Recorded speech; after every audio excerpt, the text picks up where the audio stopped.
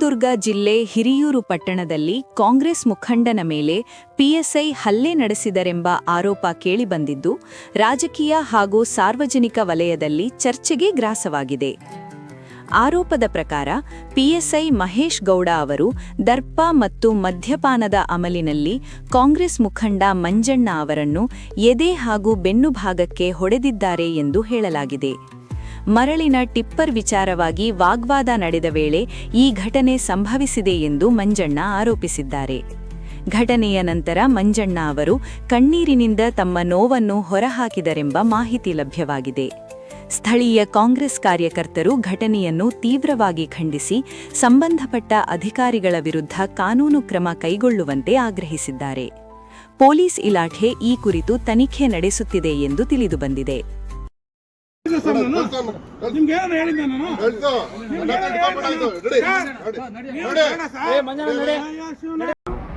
ಯಾಕಪ್ಪ ನಿಲ್ಲಿಸು ಗಾಡಿ ನಿಲ್ಲಿಸು ಅಂತ ಗಾಡಿ ನಿಲ್ಲಿಸಿದಾಗ ಹೋಗಿ ನಿಲ್ಲಿಸಿದಾಗ ಹಿಂದ್ಗಡೆನೇ ಆ car white car krait car ಅವನ್ನ ಪಾನ ಮಾಡ್ಕೊಂಡು ಕರ್ಕೊಂಡು ಬರ್ತಾ ಇದ್ವಿ. ಆ ಟೈಮಲ್ಲಿ ಬಂದಾಗ ನಮ್ಮ ಡ್ರೈವರ್ ನಾನು ಕಾರಲ್ಲಿ ಹೋಗಿದ್ದೆ, ನಮ್ಮ ಡ್ರೈವರ್ ನೋಡಪ್ಪ ಯಾರು ಆವಾಗ ನಮ್ಮ ಡ್ರೈವರ್ ಕೇಳಿದಾಗ ಅವನು ಇನ್ಸ್ಪೆಕ್ಟ್ರು ಮಹೇಶ್ ಗೌಡ ಅಂತೇಳಿ ಮಹೇಶ್ ಗೌಡ ಅಂತೇಳಿ ನಾನು ಇಳಿದು ಹೋದೆ. ಅವನು ಇರೋದು ನೋಡಿದರೆ ಡ್ಯೂಟಿನಲ್ಲಿ ಇಲ್ಲ, ಸಿವಿಲ್ ಡ್ರೆಸ್ಸಲ್ಲಿದ್ದಾರೆ, ಏನಿಲ್ಲ ಫುಲ್ಲಾಗಿ ಡ್ರಿಂಕ್ಸ್ ಮಾಡಿದ್ದಾರೆ. ಹೋದೆ ನಾನು, ಏನು ಸರ್ ಅಂತಂದೆ.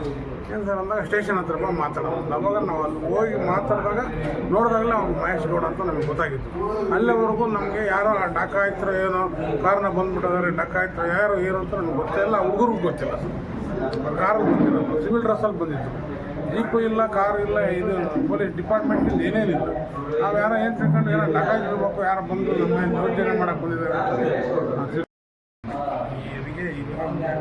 ಮಾಡಿ ಆಮೇಲೆ ಈ ಬೆನ್ನು ಹೊಡೆದು ನನಗೆ ಭಾರಿ ನೋವಾಯ್ತು ಅಷ್ಟೇ. ಆ ನೋವಾದ್ಮೇಲೆ ನಾನೇನು ಮಾಡಿದೆ, ಸೀದಾ ಇದಕ್ಕೆ ಹೋದೆ ಸರ್, ಇಲ್ಲಿ ಸ್ಟೇಷನ್ ಹಾಸ್ಪಿಟ್ಲಿಗೆ ಹೋಗಿ ಅಡ್ಮಿಟ್ ಆಗಿ ಹಾಸ್ಪಿಟ್ಲಲ್ಲಿ ಅಲ್ಲಿ ಇದು ಮಾಡಿದಾಗ ಫುಲ್ ನೋವಾಯಿತು.